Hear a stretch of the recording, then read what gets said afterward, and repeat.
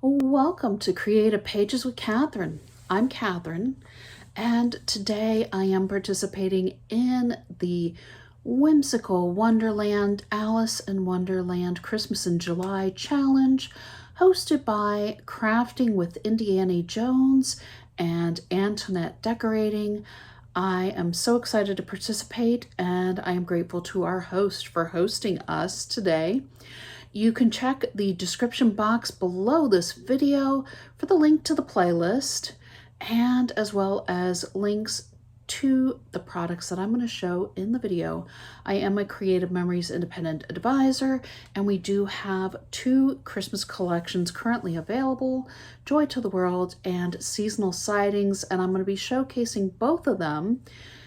And I am going to show you all how to do 2 different sized Christmas boxes and with 2 different types of closures on them. So that way you can get ahead on your crafting for Christmas and your gift boxes if you want to make some of those for gifts that you want to give. I do also want to mention that sadly our envelope and bow creator is now in the last chance area of my website. So if you've had your eye on one, I suggest you head on over sooner rather than later before they sell out, so that way you can get yours. My link for shopping is below in the description box as well. So now let's get into the projects. Here we go. I am so excited to show you all another use for our Creative Memories envelope and bow creator. Because as it says, we have instructions on how to make a bow, which I showed in our June Halloween challenge, if you want to see how to do some bows. And we also have instructions on how to do envelopes, which we have pre-cut papers ready to go to make certain sizes of envelopes, or you can cut your own just by looking at this chart to match up the size card you're making with the paper size you would need to make an envelope. But there's no instructions on how to make a box. So today I want to show you all 2 different ways on how to make boxes, 2 different sizes, and for me, it's just one of those perfect things that says Christmas to me. And we have 2 different Christmas collections that I'll be talking about a little bit, but it also speaks to the Alice in Wonderland challenge to me as well, because if you watched the original Disney Alice in Wonderland, she drinks the potion, the cherry tart flavored potion from the bottle, and she gets small. But she forgets the key, and so she needs to become large again, and a little trunk comes her way with the cookies or the treats that say "Eat Me," and I believe in the updated movie, they had even little cakes. So the original Disney version had a little trunk-like box. We are going to create a little bit more of a actual box that you can use for gift giving at Christmas time, or you can even add some chocolates or treats or cakes or petit fours or whatever treat you think you might like to add to it, maybe some cookies. I don't know. I am a chef, so of course, coming up with food ideas is super fun for me, but y'all want to see how to make this box. So let's get to it.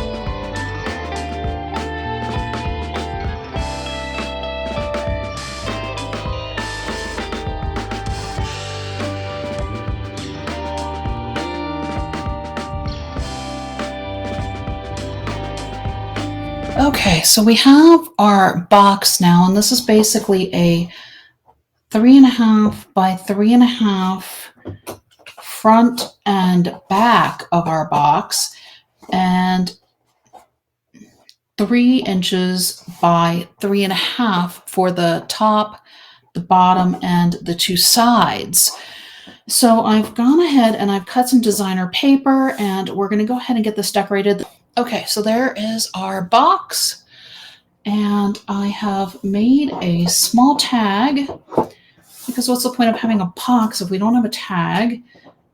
For this tag, I'm going to use my silver dot tip pen, and we are going to put Curiouser. See,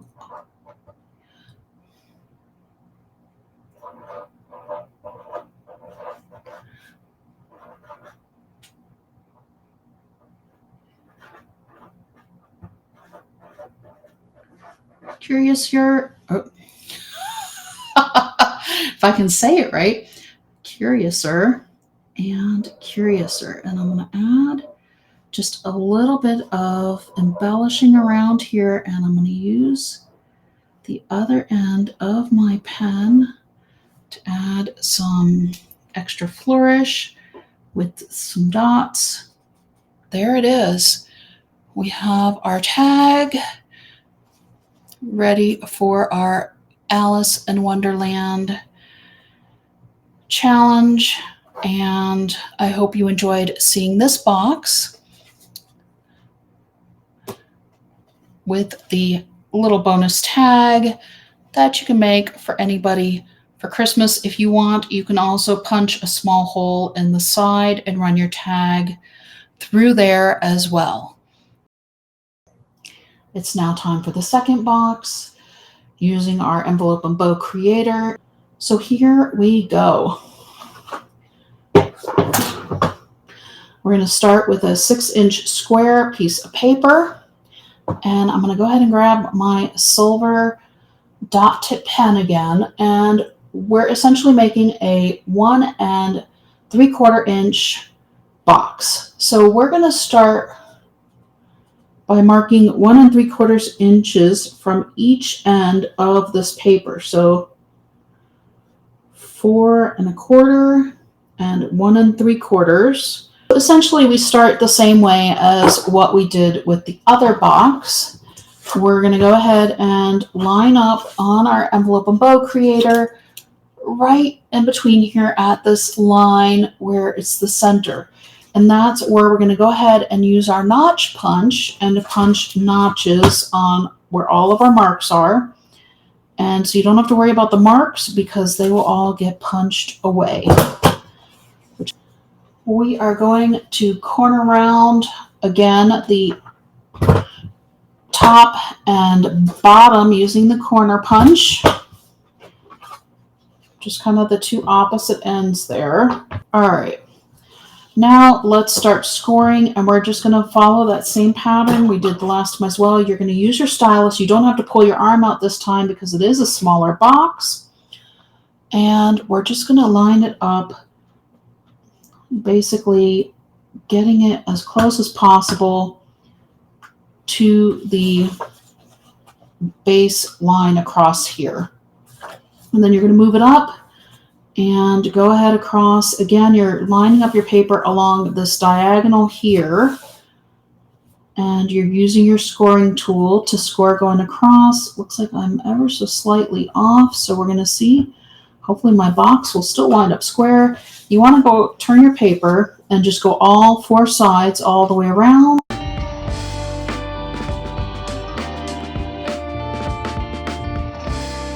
You can see all of my scoring lines there going around. And I'm going to set aside my envelope and bow maker now, and we are going to go ahead and start folding and using our bone folder again, just to make sure that all of our lines are straight. So you actually want to put it back on your envelope and bow creator after you have done your folding, because what we want to do is go from the point where it meets this point here, this V shape coming in. We're kind of going from a diamond shape back to a square. And we are going to line up where the point here is on our score line. Oops. Let's make sure I'm actually getting this flat on here. And you're just going to give it a little score because we are going to be folding this in just a moment. So there we go. And then turn it and do the same thing. Now that we have all of our scoring done, now we're going to take these corners and fold them in. So whereas our other box opened, we had the top opening. This one has a top opening as well, but it's just a little bit different. So we're going to be folding these in. We're going to secure the folded parts to our corner rounded points, or the sides of the box, because we're going to be adding a little extra slit here, and we're basically going to have a slit close on our box. So let me get my photo tape again and my microchip scissors, and I'm just going to start getting some small pieces here to hold this together.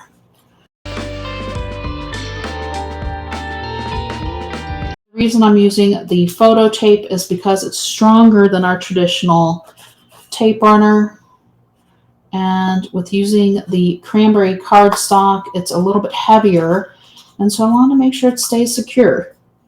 You probably could use your precision point adhesive with this as well, but then you have to sit there and hold it so it stays together.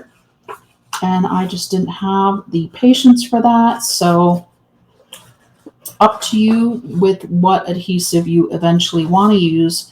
I just basically tucked in all four corners of my ends. I'm going to fold this back so you can kind of see where I'm at right now. So you can see where I have those points are together because of the little bit of tape I used. And now I'm going to go ahead and get some more tape so I can stick them to each side.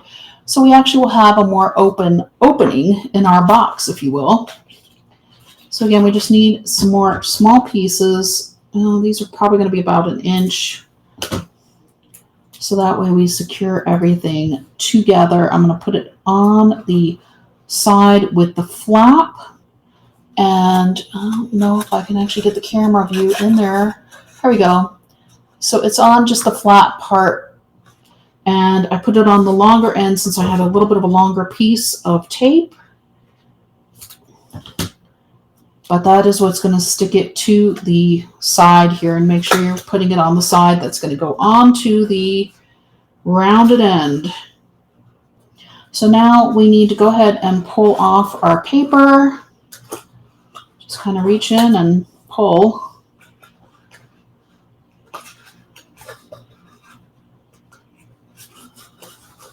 Well, maybe if you can get the right end.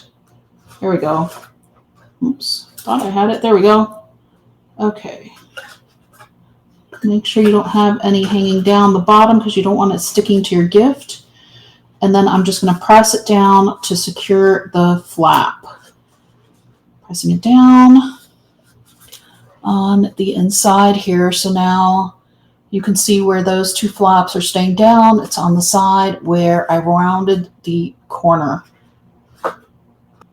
And now we have a nice open box that you can put in a little petit four, or maybe a little piece of jewelry, or maybe a craft supply. I don't know. Depends on what you have that would be small enough to fit into this box for your friend.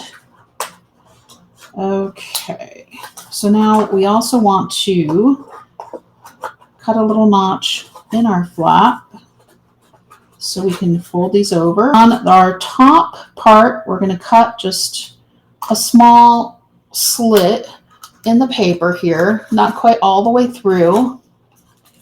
And we're going to do the same. I just turned the box around. I'm just going to do the same thing, about the same distance down. so I can fold in my sides that have the corner rounded tops and go ahead and notch together the top of my box. There we go. There you have it. That's our second box. And now let's decorate it a little bit.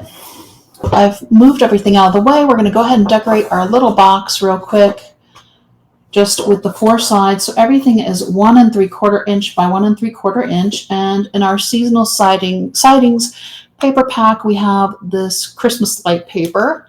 Stick these on to the sides. I'm going to have it where the lights are running around each side of the box. There's that going around the sides. And I do have a little tag for this one as well that I used our 3-in-1 bevel tag punch to make. In our seasonal siding paper pack, we also have some paper with some cardinals on it. I did a 1 inch by 2 inch tag, and then I fussy cut out our little single cardinal so that way we can attach it to our box. Go ahead and put a knot in the bottom.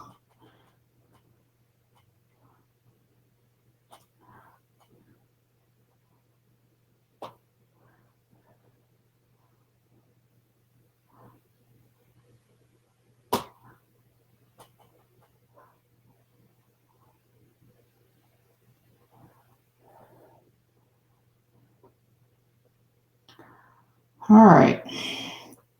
And then we're just gonna, oh, I forgot to put my saying on here because of course it's the Alice in Wonderland challenge. And I thought, for this one, since it is smaller, let's go ahead and put Eat Me on it, since on the movie we had the Eat Me. And Drink Me on the other tags. We're going to go ahead and add a little decoration here. And I'll add a couple more dots with our silver dot tip pen. This one's being smaller is a little bit harder, but I think it worked out. Let's get this last corner also. Okay. So here we go for Alice to find our little tag that says Eat Me with our little cardinal on the back. And you can just secure it going through the sides again. Or if you want to punch a hole in your paper, you can do that as well. There we go. I hope you enjoyed watching these projects today. I enjoyed making them for you. I really loved the challenge of figuring out how to make a box using our envelope and bow creator, when just something a little different to use it for, make it a little more special and add on an extra use for it. If you haven't already subscribed to my channel, I would love it if you would please do so, and hit the bell if you want to know what's coming next. I do live stream monthly as well. Until next time.